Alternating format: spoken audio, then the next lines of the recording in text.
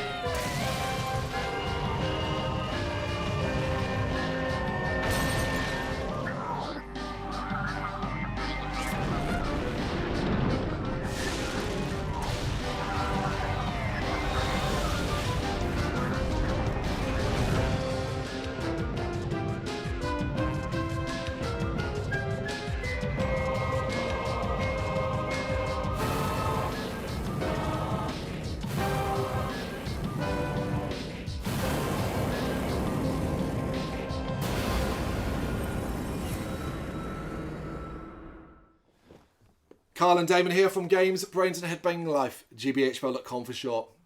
We're here. It's sad to say, and it always is when we come to the finale of They Made What into a TV series, but we do got to do it. Yep. It's the end of Roughnecks, Starship Troopers Chronicles, and it is the Homefront campaign. The last campaign of the show, the unfinished campaign. 5 episodes long, like all the others. However, 4 others were planned and were simply never completed. There are minor details out about these campaigns, out and about. Some fans suggested, some fan theories. What's true or not is very difficult to find. It is what it is. These are never going to be done. It's infuriating that we never got to finish it. They never finished it. When it was, come on, 4 more, we couldn't have finished it. Yep. But unfortunately we don't. It will end, we'll get ahead and tell you, it's going to end on a cliffhanger.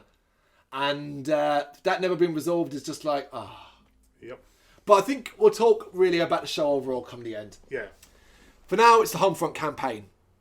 Very important. Hopefully you are coming into this video having watched Trekkers to bridge the gap between Clendathu and the Homefront campaign. Because if you haven't, I suggest you stop now and go watch it. Because the war is over. Yep. We begin on Earth in peacetime. And if already you go, wait, what happened to the Queen Bug? You missed Trekkers? Go watch it. Yeah, it's peacetime. The war is over. The Roughnecks are doing some running exercise. And I was like, wait, why has Tafai stayed? If the war is over, why is he not returned to his family? So immediately I was like, well, that's just dumb. Yeah. Immediately, like, I'm right. Like, all right, we're off to a fucking loser, aren't we? I'm going to have a theory that when he joined the Roughnecks, he signed a contract and he's honoured to fulfill his contract, regardless of whether he's an alien or not, because he has information about the Earth and that information could be leaked. So.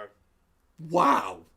And wow. I'm stealing that from Stargate SG-1. That is nonsense, dude. Nonsense. Because they even said in the Skinnies joined up to help the war effort. What, all the Skinnies got forced to stay? Well, no, because you're no longer... Identify as a Roughneck, he's a slave. Well, technically there's only one Skinny joined. We only ever we never see one, yeah.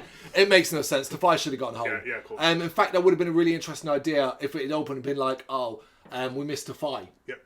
And you'd be like, okay, cool. And then maybe a couple of episodes he comes back. Just don't bring him back. Yeah, we just don't. Yeah, Tafai goes home. Hell, even to have a bit where they're playing around in the gym and you get a video call from Tafai. And he's with his kids. With his family. Oh, he's saying to them, look, like his wife and his kids. Yep. And he's saying, hey guys, I want to say goodbye. Thank you for accepting me. Mm-hmm. Hope if you're ever around my planet, make sure you stop by and say hello. That's what I would have done. But having them there immediately, I'm like, oh, you just want to keep the Roughnecks together. Yeah. Didn't make much sense to me at all. And because apparently they're awaiting reassignment, and that's what I'm talking about. Again, here, reassignments. It's not war related. No. Yeah. We then see Carla arguing with Psychon High Command and Razak about the Queen being an Earth. They point out that no bugs have been seen and no other psychic is getting a reading. Other psychics, Damon. Can you believe it? Okay, yeah. Where? Where? Carl gets angry and says that they're wrong. He is sent to get some R&R before he has a psychic issue and cracks the window. So he's still not quite okay. Carl tells Rico what happened, and even Rico isn't sure if he believes him. Rico points out that Carl is different now, so he isn't sure if he can believe him. Carl says that the war has changed both of them. I did really like that. It's like, we're not friends anymore. We're just different. War does change people. Yeah, it does. Yeah, it's an important aspect. Yep. Rico does go to Razak and wonders if Carla's right before being given new orders. They're going to be repairing radio receivers on some moons. So yeah, you really need to fight for that, don't you? You do.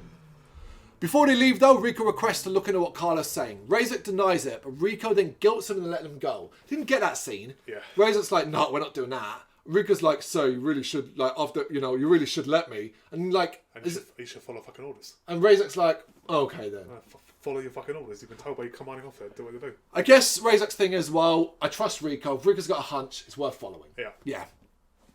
Rico, Razak and Gossard are checking out heat signature displays and come across something that can't be explained away easily. Gossardism. En route to the flight from San Francisco, Razak tells the Roughnecks that they are taking a detour to North Dakota where the heat signatures were found. This scene sees Carl and Rico nod at each other, so Carl's like, okay, you believe me and you're willing to look into this. I'll admit it is really cool to be like, oh, listen to all these real names, real places. It's just nice to be someone that's real. Yeah. It's quite funny to see the Roughnecks in armour though, walking down a quiet American street. That looked funny as weird. Yeah. And it's probably where the effects start to fall apart. Yeah. Because when it comes to making things look human, does a very good job. It's very, very hard. Yes. Carl says the signal is strong, but other than getting some weird looks from the residents, everything seems okay. Razak then splits up the squad with him going with Tafai. As they walk around, they run into two men who offer up the same greeting and comment about the weather. It's very weird. Carl, Rico and Dizzy are in their own bit of town and Carl says he can feel the bugs everywhere. They're then greeted by a man who says the same thing as the other two. Apparently, everyone has been saying it to them. And Rico thinks he saw the same man a few minutes ago, but doing a totally different job. And I was like, Truman Show. Yeah. That's what we're doing here. It's Truman Show. Everyone reconvenes and talks about how everyone in the town looks alike. But before that thought can go any further, they're shot at. Just bam. The residents now have handguns and are terrible shots. Stormtroopers. Terrible shots. Allowing the Roughnecks to take cover. Razak orders the team not to shoot at civilians, uses smoke and orders them back to the helicopter. On the move, Carl and Tafai commandeer a vehicle, a van, and the rest climb up to the roof of a building to hide. They get down to the other side as Carl and Tafai drive in. The tyres are shot out though and they crash before anything else can happen. It's kind of this action-packed kind of street fight is quite different. Yeah, definitely. Yeah. Razak orders a squad into a nearby warehouse as they're under fire from a sniper. Razak wants a sniper alive and they plan to use Dizzy and Rico as running decoys, while Doc sneaks up and takes the prisoner, the sniper out with a tranquilizer. Inside, they get their prisoner, who looks the same as all the other residents, before making their way back to the transport. They're then able to hold off one more attack before escaping. I do love that scene though, with Razak. Okay, you two are going to be the distraction. Is running down the street with a sniper. Yes. And this is a fucking sniper. If he's a sniper, okay, they're really good shots. Well, yeah, you zig and zag in it. Yeah, and but still fucking it's not a sniper. He's a sniper for a reason. You'd hope he'd be, you'd think he'd be a very good shot. That's why he's a Yeah. sniper. But yeah, it's the aspect, isn't it, that they're going to use some of their football manoeuvres to dodge him. Yeah. You want to hope he doesn't recognise those manoeuvres and shoots you when you step into the next one. They're taking some risks there as well. It's an okay set of action scenes. I'm intrigued by what I'm seeing. Do you know what I mean? You got to answer it. No. You sure? Sure you don't need to answer it? No, it's not. It's an okay set of action scenes where, like, not a lot happens, but it's interesting to see sort of humans fighting, like, what we think of humans fighting them. Yeah. Bit different. Catching the Roughnecks off guard as well. That's kind of cool. I quite like that. But Doc checks over the prisoner and can't work out what is wrong with him. It's only when he sees his DNA scan that things are unveiled. The man turns into a bug then, and it's kind of like a mimicky thing that we've had previously. Yeah. They're able to knock it out, and they realise it's a bug with human cloaking abilities. Well, that's a step up. Half bug, half human. Like Xander, but able to switch back and forth. A lot more advanced, yeah. And I'm like, how did they get this advancement? Yep. But of course, it is a problem for us. And Carl learns that the bug's plan is to sabotage major sites across the planet. One of which is a power supply plant nearby. Convenient. Razak is ordered to answer high command when she does and reveals what he's found. The Roughnecks head off to the power plant and start to head in to stop the bugs. It all seems quiet inside, humans doing human things. Hello, sir. I am a human doing human things. They head off to take control of the control room. The Roughnecks are spotted and the humans inside turn into bugs and start attacking. Then we get a recorded voice say that the reactor is about to melt down. as Rico, Gossard and Carl attempt to stop it. Gossard is knocked out by a bug, so is unable to stop the meltdown. Carl then reads Gossard's mind and tells Rico how to stop it. They're able to stop the meltdown with 2 seconds to spare. Okay. Yep. It's cool. Yeah, I like that cool. close call. I like the idea of Carl having to read his mind. Yeah, that's pretty cool. Yeah, because there's a point as well where he gets frustrated with him. He's like think properly. Higgins, though, reveals that they might have stopped the bugs here, but they managed to hit the Eiffel Tower, the White House, and 15 other sites destroyed. I was like, okay. Yeah. All right, that's hefty. I'm glad they didn't. Yeah. It's pretty big, so it shows that obviously there's obviously more than one location. Yeah. Well, I think he said it was 50 odd when he reads his mind, or the bug's mind. But you know what the problem with the White House and after that was? Didn't have the Roughnecks there to stop it. Of course not. Yeah. The presence of security wasn't enough. Yes. Yeah. And Higgins notes that the war has come home. So, some places list an additional episode in between this and the next one, which involves the destruction of Buenos Aires. This episode doesn't exist as far as I can find. Because it would be an extra episode. It would be the 6th episode in this show. But that doesn't exist. It can't exist because the next episode fits in fine. Yeah. Well, the next episode is in Buenos Aires. Yeah, because... And it's a city that has fallen to the bugs, and Psychon are trying to take it back. Yeah.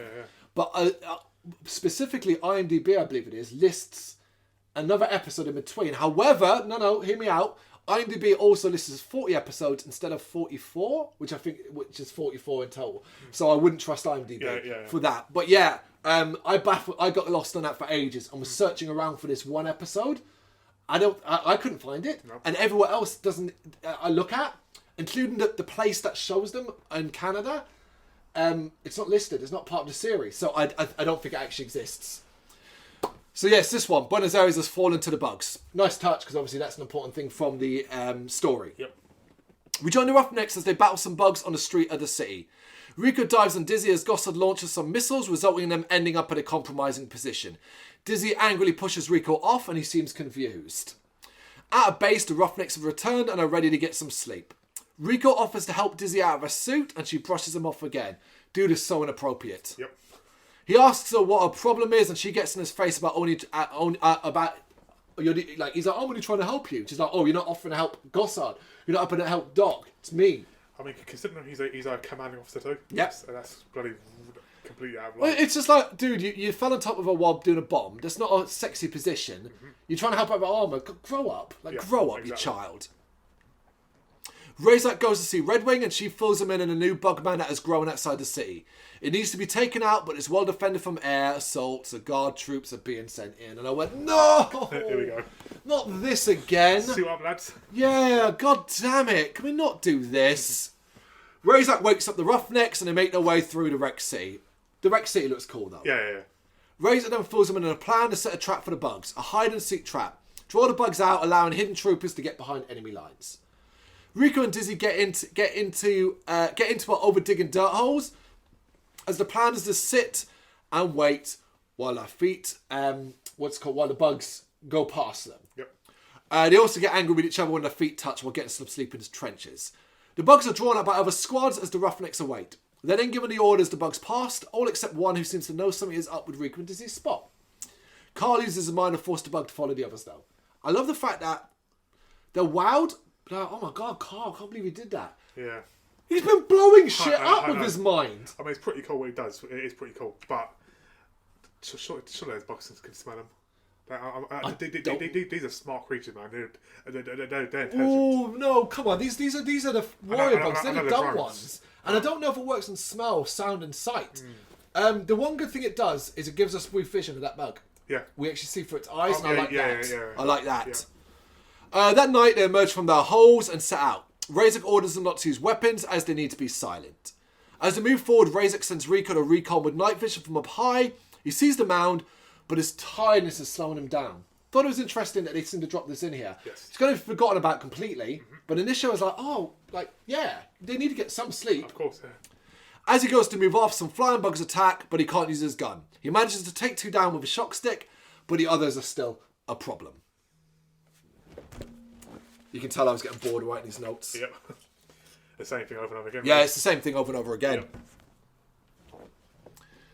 Thankfully for Rico, the rest of the squad arrive to help and they take the bugs out. Can you believe it?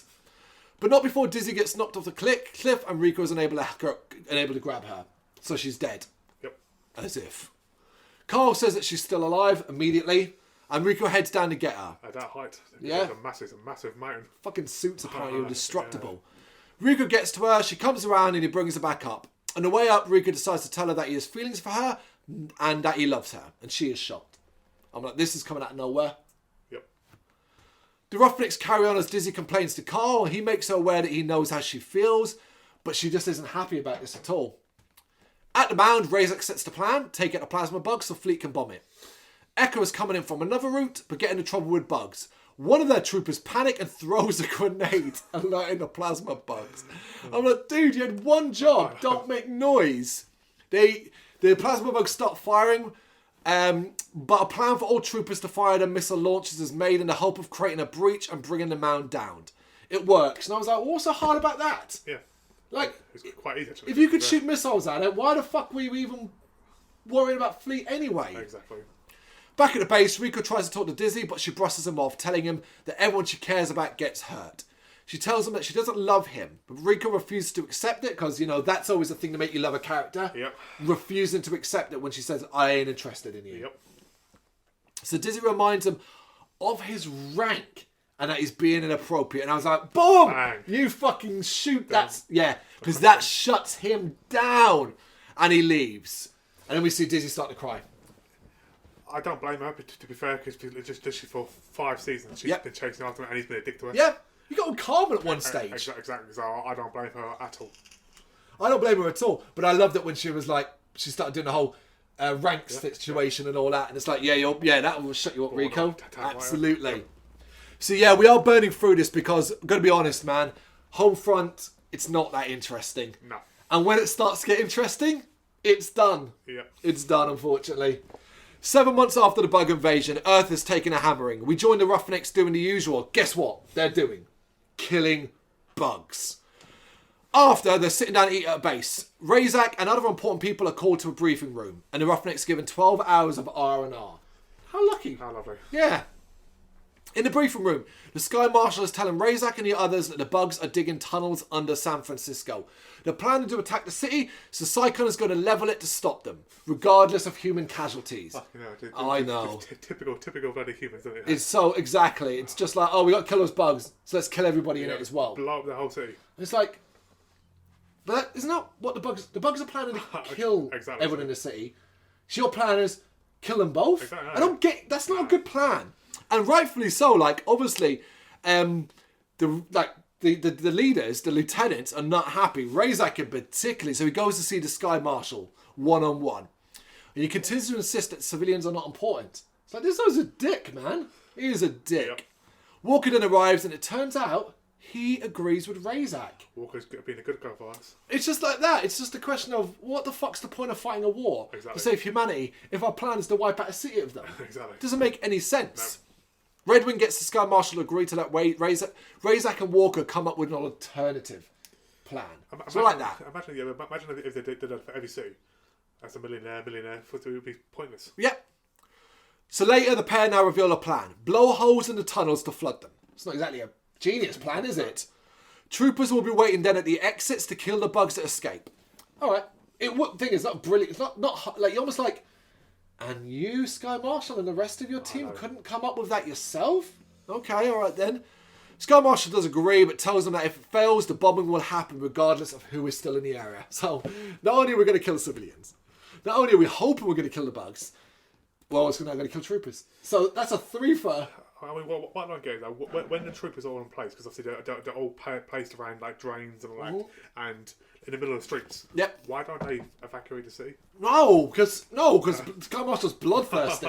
The Sky Marshal is going for the high score. I mean, could you imagine though, if you're a civilian, you're like, why is there like 5 troopers with aiming their guns at that drain? The Sky, yeah. What's going on? What's going on? What's he Something doing? down there? Do you know what I mean? Like every fucking drain in the city.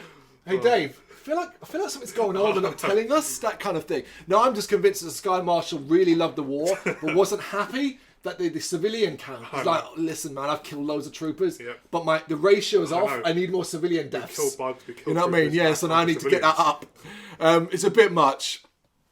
So yeah, the Roughnecks are discussing the stupidity of Psychon, unsurprisingly, as Gossett tries to act tough with some young troops. Doc then reveals to Dizzy that he's torn about telling his friend who lives in San Francisco. I like that scene a lot, where he's like, what would you do? I've got a friend in San Francisco. If I tell him, he may end up alerting others and stuff like that. As they approach the city, flying bugs come out of holes to attack. The ship gets damaged and it ends up crashing on a beach. Everyone gets out, bang, bang, bang, fight some bugs. Once settled, Rico and Razak are waved out by some locals and discuss the horrible situation they're in. It's cool. That's a really good scene again. Yeah, you know what I mean? Particularly as I realise at this point, Razak is ready to hand over to Rico. Yes. He's talking to Rico about this and telling Rico how he feels about it. It's them two standing together talking about it. He's basically... Me on my second. It's like he's ready to retire. I wouldn't say retire. But basically, leave that role and go maybe higher above. Potentially, or in a different role. But you can tell he's almost like, I've reached the point where you're me, and we're getting there. And I thought that was really interesting as well. Gossett then reveals that they've scanned the area. Now it's time to go under the water and set the charges. Underwater, everything seems to be going okay as they set bombs along the riverbed in different locations. They then go to the Golden Gate Bridge area, but run into some underwater bugs and have to fight. Yeah. Yep. Above water, the troops in the ship come under attack by flying bugs too. There's a close call, one of the bombs that Rico was able to save, but behind him a huge bug breaks out of the ground and starts attacking him. Love this thing. Yep. Like this comes out of nowhere. We haven't seen it before and it's fucking massive. Thankfully though, he's saved by Walker, who managed to sort of knock the bug down into like a lower plateau of the water, a pit kind of area. I think during our first video in Pluto, one of us mentioned this. You probably did. You probably did. Actually becomes himself. Yeah, I remember. Yeah, you'll remember as well if you've been watching along. Damon was terrible in the earlier things by going, well, that character's going to do something great later on and stuff like that. And I remember I was constantly going, stop doing that. And this is Walker's moment. Now we've reached this point, And the underwater team come back up and aboard. Back in the air, the order is given for troopers to get themselves in place. When Gossett goes to set off the counter, though, it doesn't work. One of the bombs isn't working and it needs to be fixed. And we get explained that it works like... The analogy is really good. A set of Christmas lights. Which doesn't always work because a lot of Christmas lights can operate. But the ones that are set where if one doesn't work, all don't work. And I quite like that. Yes, clever, Probably don't make your bombs this way, though. No. Like, that's just really awkward. Yeah, it's really stupid. Rico and Razak are going now. They get to the bomb, start to check each one. And I do like the quick speed of this. Yes. No, checked. That's not it. No, checked. Not that. And so on and quick. And they're running out of time. Razak does find a dodgy one and him and Rico head back to the surface. But of course, it's time for bugs. Rico is grabbed and Razak has to save him. His helmet is damaged though, so Razak gives him the fast sort of speedy thing to get back to the surface quicker. But Razak isn't far behind, even though the bugs are making it very difficult. The owner's put a bother here. He almost makes it, but is grabbed from behind. Rico tries to grab him, but Razak is stuck. Seeing the writing on the wall, Razak turns on a grenade and tells Rico to let go. Rico refuses, but Razak is dragged under by the bug. Shortly afterwards, it goes off. What the fuck? What a bunch of wankers, seriously. What a bunch of wankers, man. Seriously. Who? Who you calling wankers? They're the writers, man. Loved it. I disagree. I mean, it's brilliant, and it's a brilliant ending for him. It's probably how he would choose to go out. I don't know if he'd choose to go out. What I mean is go out fighting. It's a legendary end to a legendary character. Go out fighting. Yeah. I loved it. I didn't build it up while I was talking like I normally do, and I dropped my voice lower because I want to get the impact across here. This is Razak. He is the leader of the Roughnecks. He has been spectacular throughout most of the time. Even character flaws we've accepted and moved on. Mm-hmm. Killing him at the end of what ultimately is his journey, I felt was such a strong message to send because it means we're moving in a new direction as we reach an apex. But also, you're brave enough to kill off a major character. It's such a big deal. It's a good one. Razak, obviously, even in the film, iconically played by Michael Arnson, dies as well. I thought it was brilliant. Yep. It was a part where it was like, how are they going to bring him back for this one? But they don't actually. And the emotion is emotion in it. Yeah. like Rico afterwards is furious and he tries to shoot with the screaming. water. Yeah. Dizzy tries to drive him on board, and then he has to do the worst thing of all: tell everyone that he didn't make it. Yeah. And like, that's OT. Like, they're almost shocked. Yeah. He can't. Brrraains. He ain't dead. Like No way. everyone else, but Brrraains. But Rico takes charge, ordering Gossip to blow the charges, and then reports in that the plan is off and rolling. We see troopers taking bugs out all over the city as they emerge from sewers, and a fleet bombing the ones that appear in the bay. Later at the base, the Roughnecks are silent. Walker is very kind to Rico, but called away as bugs have hit other cities. Dizzy asks, what do they do now? And everyone just looks at Rico. And the last shot of this episode is Razak's metal arm at the bottom of the bay. What an ending! What an ending! Both the combination of Dizzy saying, what do we do now? Everyone looking at Rico like, tell us. And that shot of the metal arm. Yeah. You're like, I was like, oh, Homefront, whatever you fucked up in the first 2 episodes, you brought back here definitely. with the very, very strong stuff. But also I think it's really important to show that not everybody's invincible. That the invincibility you built into the Roughnecks had me going, all right, so other people could die. You are willing to do it. Yes.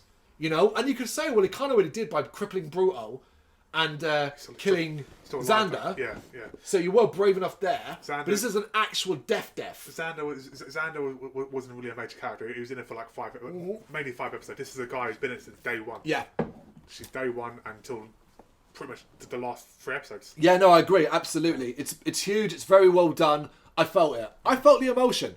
And I was like, oh, I'm sad now. You know what I mean? And it meant, like, I knew I was coming to the last 2 episodes as well. And was like, okay, I've got to get through this, like, to see what we've finished. Because I couldn't remember. So, we'll carry on. Yep. Get over it. See you, Razak. Higgins later reflects on Razak as we see Rico and Carl saying goodbye to each other. Yeah. So that comes out of nowhere. Yep. Carl's leaving. Yep. And I'm like, oh. Slip. Bugs is always... I'm going to presume that the depression stage the writer was in carried on to this point because they're like laying it on thick again, you know? Rico then tells the rest of the squad that the Roughnecks are to be broken up.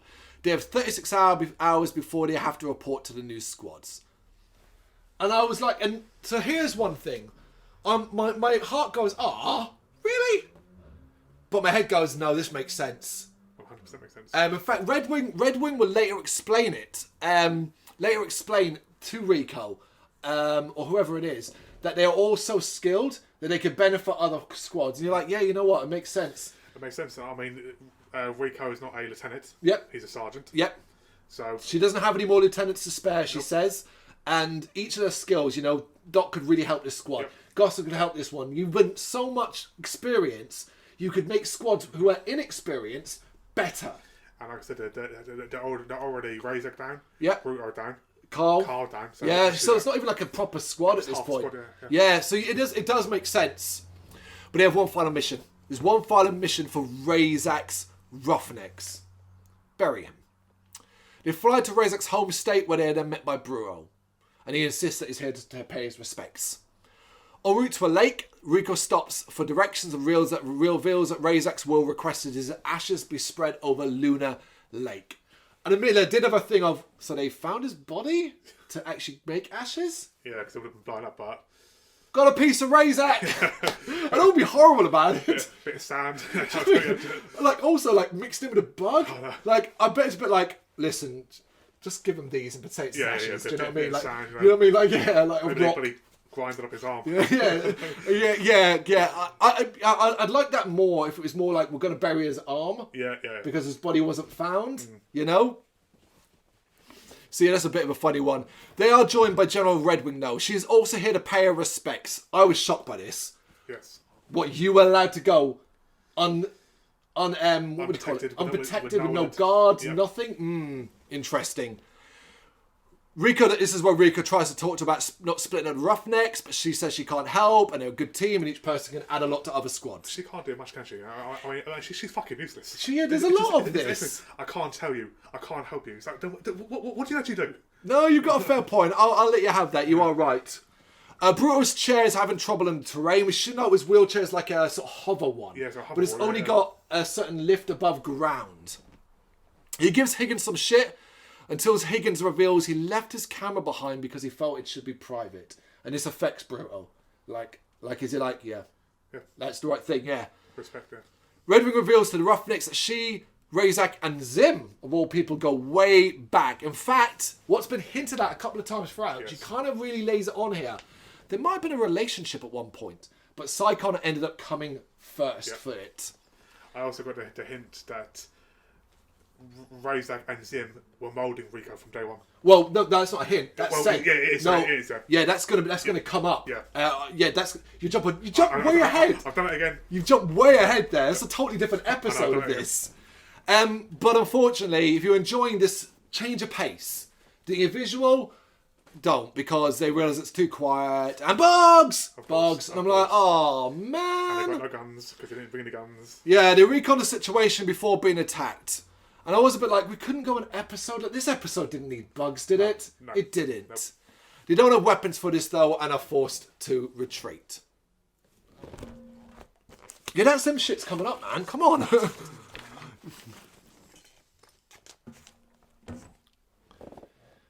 Higgins and Redwing fall into a bug hole, though, and Bruto loses his chair. The retreat continues and Rico helps Bruto up. They have no choice but to jump off a cliff to escape the bugs, but luckily they somehow land in trees and are unharmed.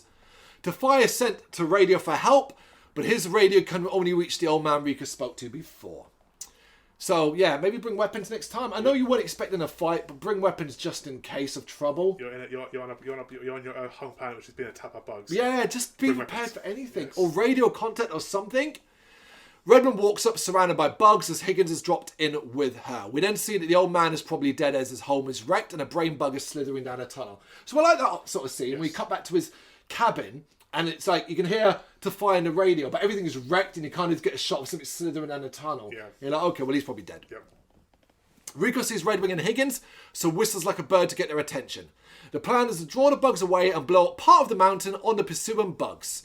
They have no bombs though, so Gossard asks to use Bruto's chair power packs. Gossardism. It's another one. Yep. Apparently, Bruto's chair power packs are so powerful they can blow part of the mountain off. Yeah, exactly. Okay. Like a bomb out there. Well, right at the end, why bother overthinking it? We now then see that Bruto is having trouble as he thinks he's useless. And Tafai calls him out on it. I thought it was an interesting scene. It is useless. Yeah. I mean, you can't walk. Sorry, but Well, he's about to show he's got a use, actually, so that's terrible. He has got a use, obviously, because obviously the chair helps. Yes, But- well, he helps. I'm not listening to this. The plan almost goes awry when Doc is almost spotted, but he manages to hide. Before they can do anything, they see the brain bug arriving to suck out Redwing's brains. Knowing the danger and knowing they don't have the firepower to kill it, Rico orders Tafai to shoot her dead. Banging scene. 100%. Banging. It's like, there you go. There's the Rico we need. Razor would have done the exact same thing. Yep, and as Redwing will reveal, she would have expected it too. Yep. Brewer stops it though, offering to be the distraction they need until Gossard is in place. Brewer arrives in his chair, screaming down. It's a bit silly, going very fast. This chair can move like a motorbike, 30 miles an hour at least. and he's able to grab Higgins and Redwing. It's very silly. He's got Redwing, Higgins on him like it's sitting in his lap. Yeah, no, It's very silly. yeah. They are chased by bugs as the rest of the Roughnecks try to cover them. Finally, Gossard does his part, blows the rocks, crushing the chasing bugs, and then the whole mountain comes down, also killing the brain bug. Big bomb. Big bomb, yeah. As the sun comes up, everyone reunites and has some fun reconnecting. Redwing calls Rico over and tells him she won't split up the Roughnecks, and then promotes Rico to take over as lieutenant. Yeah, you knew that was coming. Yeah, of course. But it's nice to get there. Carmen arrives, having followed Tafai's locator beam, and they all go to the lake and say goodbye to Razak. It's a good episode. That just didn't need bugs. Yeah. Our problem is we needed to get to a way for... Rico to be for her to be convinced. But then it also means you're full of shit. You could have... You said, I can't do anything about it. Exactly. 10 minutes later, you are doing something about it. So how many times did you bullshit the Razor? Yeah. But you know, we're kind of just eking our way towards this. And this is it. The end. The final episode. It's weird to talk about a final episode that isn't a finale. Yep. Which is really frustrating. Considering the fact that they introduced new characters. Yep. This episode 2. As well, yes. One more to go. The Roughnecks are talking about Rico's new job and how he deserves it. But it now apparently turns out he's not so sure. As he's called to the briefing room. It turns out that Bruto's son, Max, is going to be joining the Roughnecks. So I guess Brute will change his mind about him signing up. Yep. Rico arrives and tells them that they're going to Honolulu, which is apparently the location for Psychon High Command, as all civilians are being evacuated. There's an expectation for a massive bug attack. So yeah, okay. At least there's time to evacuate people. Yeah. That's good because it's Psychon, isn't it? Well, yeah. When they arrive, they run into Zim. Rico is uncomfortable when Zim treats him as a superior. And I kind of got that flashback to like the end of the movie. Yeah. And that's kind of cool as well. Yep. And then we see Max, and he's a cheeky brother. He is very much his father. Yeah. I'm not sure I like that. I'm not sure I like the fact that Max is just brought up part 2. I feel like it would have been more interesting is if he was completely different to his father. I would have thought that brutal would have told him, look, you're going to my squad. You're representing me, respect. He probably did. Yeah, but Max is a teenager. He's a kid, yeah, that's it. Yeah. After, Rico tells the Roughnecks that they're here to defend, as apparently all the psychics are predicting an attack. Max doesn't like to fight, so back to that as well, and gets into arguments with the rest. Flying bugs attack to keep things moving before other bugs join in. As the fight goes on, Zim arrives and is now part of the squad. So I'm like, okay, this is interesting. You know, Zim is part of the squad as a private as well. I like that because they needed some members because of their short. Yeah, so it's 2 more, yeah. You know, and he's someone to give Rico. He's good what he does. Well, he does, and obviously, and he's a, I don't know what the word is.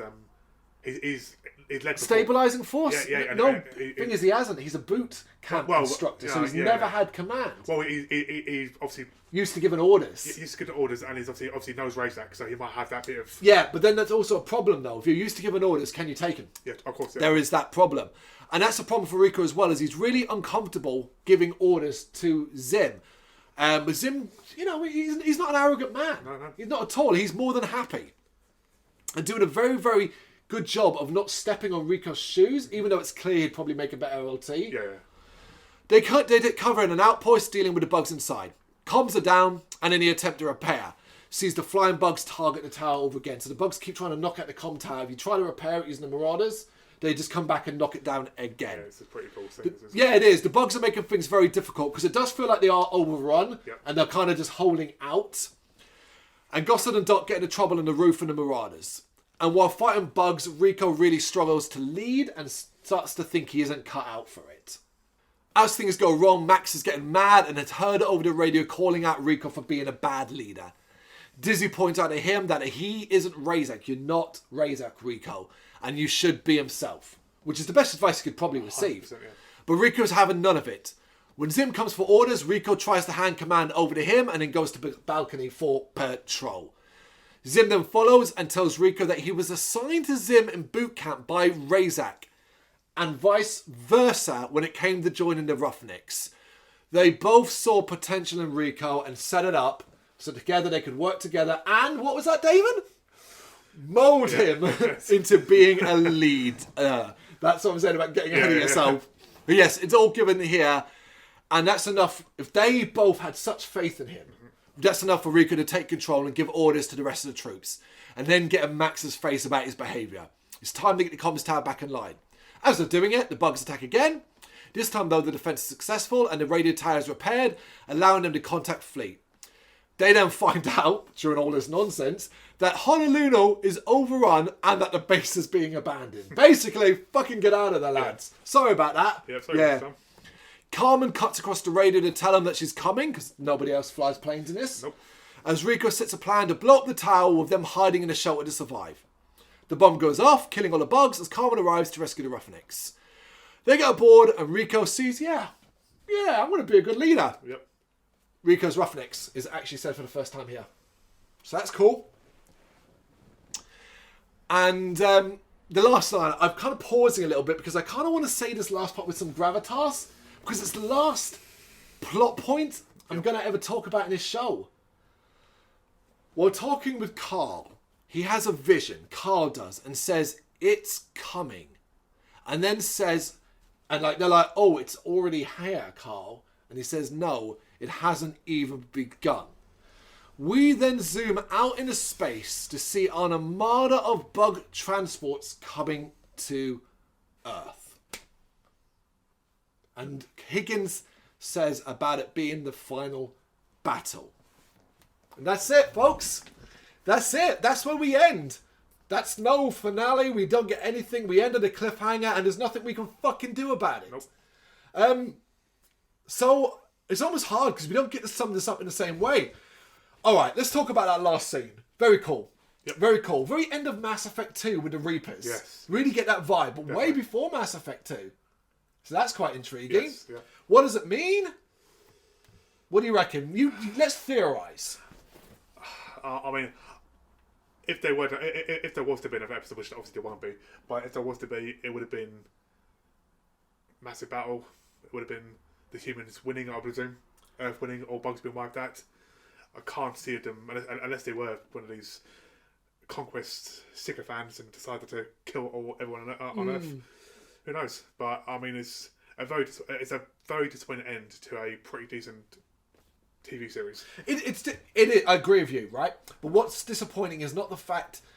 The disappointment is the fact we never get to see it actually end. I don't blame the creators for that. I blame the people who just went, "Nah, you're not finishing it." Yep. That fucking sucks. I want to give you my theorizing idea, or what I would have liked to see. So, I would have had those bug transports carrying every last bug that existed in the universe. The Queen calling them to Earth to finish this once and for all. So that's a guarantee that you can wipe the bugs out. Right? So there's that. Obviously, what I'd have really liked was it for to be Xander as Bug arriving to assist, and that's what I find. But obviously, we can't have that. I would have serious destruction occur. Lots of lost battles. I would have Psychon at its knees. I would have Psychon High Command almost completely wiped out, barring a few, leading to an eventual showdown at a specific city, maybe something more important, someone that's quite important to the Roughnecks, Buenos Aires, maybe. Something like that, where if you can kill the Queen, maybe even you're able to discharge a gas or something they create that could spread across Earth, want high humans, a Gossardism if you want, something. But a really epic finale. On its way, I would have killed off a few more. This is how I would kill Dizzy.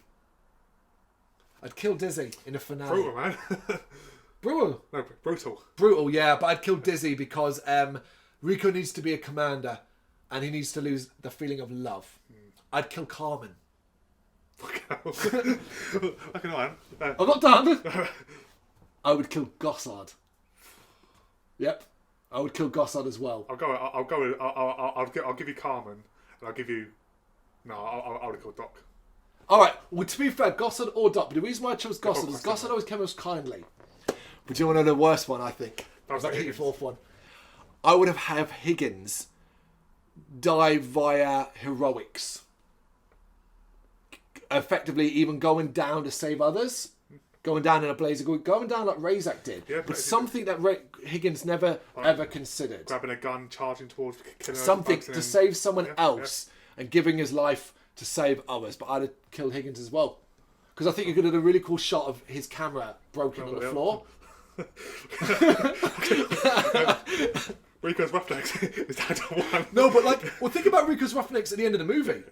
True. Who's really left after that? Dizzy dies in that. Ace, that's it. But Ace even Ace, really. Remember, they have that part with all the kids. Yeah, you know what I mean? So, the point of the bug war is that lots of people die. So I'd be brave enough, like I said, not all in one episode either. I'd build... not just one episode we'll get murdered. I'm not Mortal Kombat conquesting this thing. I'm not Mortal Kombat conquesting this thing. I'm doing it on the basis of just, over it as we build towards that final battle. And that be it, you know? You missed that Carl. No. That's Carl survived. I don't really know what to do with Carl, to be honest, because he's just got brains. Max, he's new, so there's no reason to, you know. But we would, you know, I feel like that's what I would have wanted to do. I think overall the entire 6 or 7 seasons that there should have been more deaths. Of course, there should have been. There should have been 1 or 2, not loads.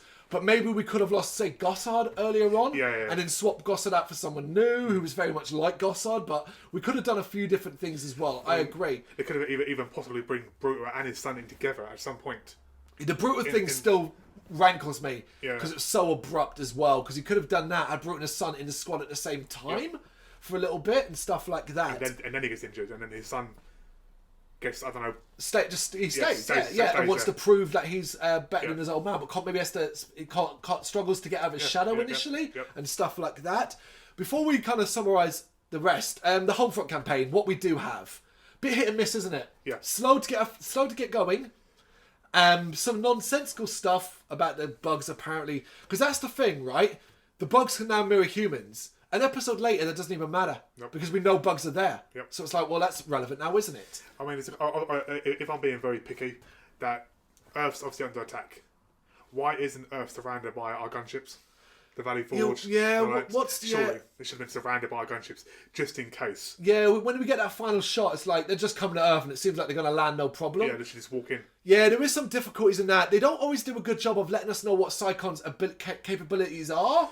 That would help. It's obviously way into the future, so obviously I'll no, but what I mean is capabilities. Radars. What I mean is Psychon struggling now? Have a lot of their ships been destroyed? Have they lost the commanders? Like Red Wing in this one sort of implies it when she says she hasn't got any lieutenants to spare and elements like that. So there is the implication, but we never get a full picture of the Psychon situation. That doesn't help matters. I mean, it's called Roughnecks, so I guess we don't need it more than anything else. It's okay, Homefront. I would have liked... I mean, we're going to keep planning. I would have liked to see where it goes, but that's irrelevant. Of course. Okay, come on. Right, let's come up now, before we wrap this up. Three of your favourite things about the show overall. Just three. Right, I'll go one mine. Yeah, go on. The character development. I actually feel across the show, these characters become more. I think they spend enough time with each one at certain points and give us enough detail to care about them. By the end, I really cared about Gossard, I cared about Doc, I cared about Dizzy, I cared about Rico, I cared about Higgins, I cared about Tafai, I cared about Ray, I cared about them all. So character development in an animated show, very well done. I mean, it's got to be a specific episode for me. Go on. I mean, and it's got to be the Johnny Rico Chamber episode. Okay, wonderful. Yeah, because that double up. Put the what gets them in the chamber. Yeah. And then what keeps them in the chamber. Brilliant stuff. Some of the strongest stuff. I mean, the Tesla campaign was one of the best campaigns. Yeah. Tesla is, yeah. It's up there, but those two episodes there are probably the best two episodes in the entire. No, I'm going to disagree with you. Tesla's not the best campaign because it's slow off the one of the start. best ones. Toffat's the best campaign for me. Toffat's the best, yes. I think, as well. That's the top one, yeah. Yeah, I think Toffat might be the best as well. So what else? Some of the last stands. Well, there are too many. Some are really good. Mm-hmm. And the music often portrays that really good. I love the increasing problems they suffer in Zephyr. It gets harder and harder to see how they survive. I find that quite exciting, quite interesting. You obviously mentioned the character development, but for me, also the character development. But for me, it's the whole Tafai being good one. integrated into the Roughnecks, and obviously the anger between the Roughnecks and Tafai, and then eventually Tafai and Brrraains finding their little ground, and then obviously Rico and Tafai finding their ground. Yeah, I mean, tying into that, my third one would be when it decides to do with heavier subjects suddenly, and whether it be grief, the damage of war, PTSD, the death of certain characters, Xander's transformation. This can be quite heavy stuff. Mm-hmm. And as I said, we go back to what we said very early on, which is this ain't a kid's show in the same sense that you think it is. It wants you to have a little bit more thinking about it. I love that. Yeah. And probably the last one for me is just just literally one freeze frame scene, which is Razor's hand in the water. Yeah, it's very good. It just sums up that moment. Yeah, the power of that moment is very, very good. I think like part of that is the whole Dizzy, what do we do now? Yes. Look at Rico, hand. Awesome stuff. What about some of the worst then? Some of the worst stuff, the stuff you just didn't like. I'll go. This is an easy one. Yeah. A lot of the action. It quickly becomes monotonous of just bug killing. And obviously, they can only kill bugs. I'm not saying that. What I'm saying is there's never any real feeling of threat, never any real feeling of danger. They also get themselves out of far too many impossible situations for my liking, and also far too many close call saves for my liking. Yeah, I said that's one of mine too, but I'll dwell on a bit there. But I mean, my first one will have to be. It's just that for a very short TV series, it is quite short. Yeah, it's very confusing. Yeah, very confusing. And I mean, as a child, trying to watch that, I mean, even as an adult now, it still confuses me now. Trying to work it all out and put it all together, and it's just if you're a child trying to watch this, or a new child trying to watch this, you're going to be confused. But like, No, I mean, you watch like a normal TV series, it goes in order. Yep. Episode by episode. It's not like, oh, here's episode 1, here's episode 10, here's episode 4, blah, blah. Just, Yeah, you should know that when it was shown in our country as well as in Canada and other territories, particularly near the end, because of the issues, they started showing them out of order. And it was like, the fuck are you doing? No wonder audience dwindled so heavily on that front. I wish there was... I know it's called Roughnecks, but I wish occasionally we got more focus on other squads so we could kind of tie those in a bit better and believe that it was an ongoing war and that the Roughnecks weren't just given every single job. The fact we've joked about that non-stop throughout is shows how often that happened. Yeah, definitely. Again, I mentioned it in the top 3 moments, but I'm going to say that it has a negative too. The character development. I don't think certain people had enough character It stalls for people. Yeah. All right, who's the one you think got the least? Xander. Xander? Yes, because from season 1 to 4, nothing was Xander. Sorry, you might get the odd moment where he flies the ship and you'll see him, he'll say 1 or 2 words, and then he got... I thought you were going to choose someone from the Roughnecks. Don't choose Xander because he's not a Roughneck. Okay, so choose from the Roughnecks because that's what the show is based on. Doc. Yeah, Doc in So it. everyone else had at least an episode of themselves. Doc, absolutely nothing. Apart from his goodbye video, that is it. Well, no. I've got to pull you back there a little bit. I've got to pull you back. You're right? Doc doesn't do a goodbye video. He's hurt, remember? He's injured. Oh, sorry. Yeah, he doesn't do a goodbye. He talks to Higgins about... Higgins cheats and films him, doesn't he? Yeah, he talks about grass and all that. Yeah, yes. so technically he does do a goodbye video. Yeah. Because I would say Gossard gets the least. But actually, Gossard gets a relationship with Dizzy briefly, gets hurt by that. They touch upon it later on again, and Gossard in the goodbye video dresses like a gay sailor and has a sister.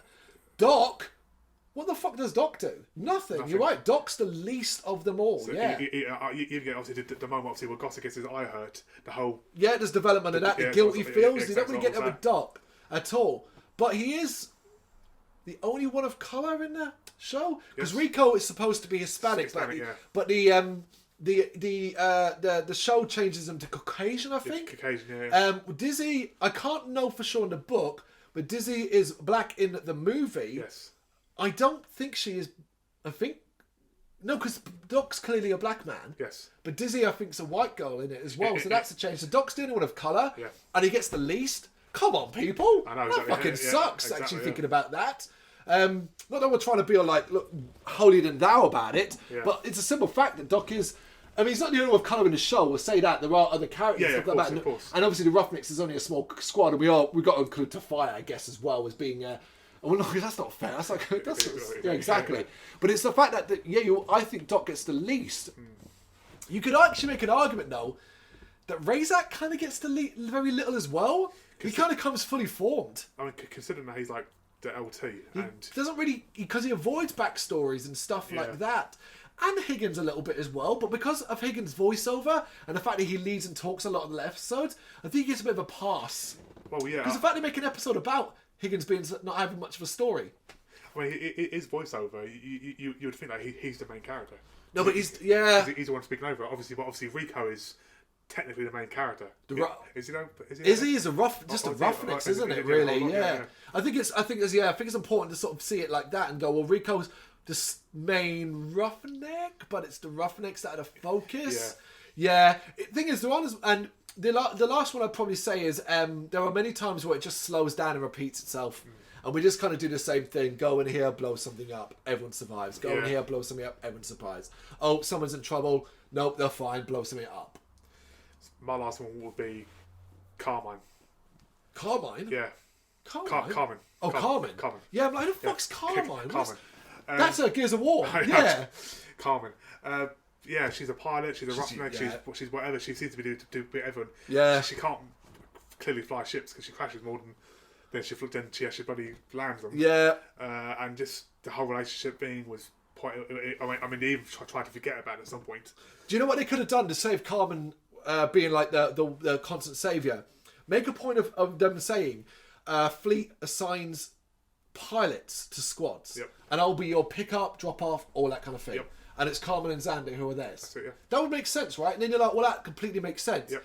But what's quite annoying is when Xander's gone later on, and no longer in the show, Carmen doesn't get a second pilot anymore. She's just doing it on her own. Exactly. And that doesn't make sense. That wouldn't be the case, would it? No, you always have a pilot and a co-pilot. Yeah, exactly. Because what if you get into trouble? Exactly. What if the pilot dies? He's going to fucking fly away. Exactly. Do you know what I mean? So like that aspect. Yeah. But Carmen, she gets development because obviously the backstory with Rico, the relationship with Rico, friendship with Carl, Xander. I get that, okay, but obviously she signed up to be a fighter, a flyer, not a roughneck or a shooter. So I'm not saying that she probably would have received some training. Of course, she'll receive training. Yeah. But because what if you get into trouble? Of course, yeah. Obviously, she would have known how to fire a gun, but not in the aspect they do in the show. She's like fucking Wonder Woman in the show. You know, Okay. She's always like, oh, there's a bunch of scientists trapped. I'll go get them. Yeah, constantly. Why? And Marlo's like, yep, you got... I know, yeah. I'll risk one of my top lieutenants or whatever. Not only that, Marlo's like, take the best shit, go on your own. You don't need anybody else, right? Do you know what I mean? I'll see you when you get back. Won't even bother checking it, that kind of thing. Gives in trackers, gives her an hour to go and find Rico in space. Yeah. And space is big, you know. In Red Dwarf terms, it's big. Yes, it's big. It's massive. Good luck with that. To be fair though, like Marlo, I think he knows that, and it's like an hour. Yeah, that's not too bad, you know, that kind of thing. So yeah. Okay, right. Let's just do one more thing then, and it's mainly to the movie. Let's talk about who's better. Now, this might be more better for a tier list, where we're probably going to tier list rank the characters from the show. But let's just do this: Rico in the movie or Rico in the show? Which do you prefer? Acting wise, I like. No. Okay, we're not breaking it down that way. We're talking the characters, how they portrayed the character. I've got to go for Rico in the movie because I do like Casper Van Dien. Yeah, I like him in a lot of his films. I'm Casper Van Dien as well. I'm Rico from the movie as well because I also feel like there's a lot more development. Our Rico is not. Perhaps if we had the final episode of Homefront, we could have seen him become a real leader. But ultimately, we got one episode of him as a leader, and then it is about him struggling to prove he's a leader. I want to see Rico properly taking command. We don't get that. Nope. Over the movie, we see him from wide-eyed boy to the very end where he's leading Rico's Roughnecks into battle. That's development. Okay, Carmen. Show or movie? Show, easy. Movie is pathetic. Sorry, not pathetic because she does an okay job. Denise Richards is fine. She does an okay job, but no. I kind of mixed on this one. She doesn't get loads in the movie. Sometimes it's about I've got to risky Carmen, look after her, that kind of thing. But other times she fights. She's involved in a good shit crack. I don't know. It's hard. See, but in the movie, she is how she should be in the show. Because she's mainly flying ships. But they crash and they fight. Yes, it is the one scene obviously because they crash on the ground. That's different. That's obviously when Stanley gets the stick up his arse. So his head. No, it gets up his arse first, and it throws him in front of him. It's the back of his leg. Oh, okay, sorry. It stabs him in the back of his leg. No, it stabs him the world car. Oh mate, Xander. TV show. Razak. Nothing against the actor, but TV show. Razak's the hard one, man. Film. It's hard as well, but I think show. Such a hard one. We'll save it for a tier list. We'll wrap this up. You don't need to hear this now. That's the Homefront campaign. That is the end of Roughnecks Starship Troopers Chronicles. You got any thoughts on it? You know what to do? Drop them in the comments. Thank you very much for watching. You can check us out on gbhbl.com as well as on Facebook, Instagram, Twitter and Tumblr. Go to Patreon to help us out over there. That's patreon.com/gbhbl, as well as Big Cartel, where you can find some of our merchandise. We have a podcast running on SoundCloud and Apple Podcasts. And of course, if you like this video, do us a favour, hit the subscribe button and help the channel grow. Games, horror and heavy metal. What else is life for?